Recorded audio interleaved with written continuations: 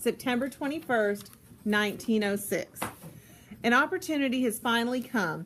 I received a note sent from an office expressing interest in me as a typist and general note taker. The man set next Tuesday for our meeting time, which seems like years away. Oh, I have thought and hoped so long for this chance, have imagined it so much, walking into an office or hospital in one of my good maroon shirt waist and skirt set, my black hat, and my boots polished to a soft sheen. I hope I don't ruin it with my overenthusiasm or get too flustered to type properly. When I told Marm that it's a government job with the Department of Health and Sanitation, she held up a hand and disappeared into her room. She keeps private papers and pictures of my father's things in that room. I do not go in there. After a bit, she returned with an old Scribner's magazine.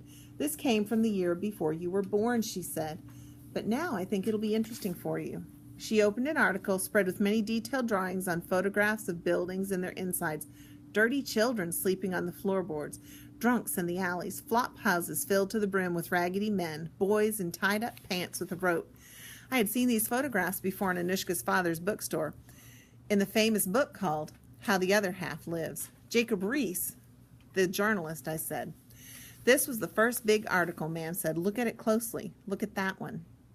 She pressed a finger to the page. I bent down and saw it was our building. Before the improvements, before they tore down the shacks in front, and they installed the toilets and the running water in the air shaft. He came to our tenement, and he began writing those reports and taking pictures, Marm said. The streets of the city were filled with chickens and pigs that would eat the trash, and people threw out the windows. There were no sweepers back then, and nobody paid attention to how dirty our buildings were, not until Jacob Riis wrote about us. My mind raced, and I stared at the pictures with new eyes. I thought of the job. Marm said, I don't even think there was a Department of Health back then.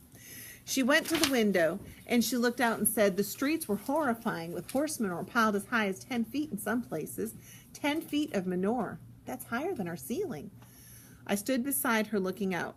It wasn't easy making changes, Marm said. Homes had to be demolished, some people disappeared, and some were even arrested.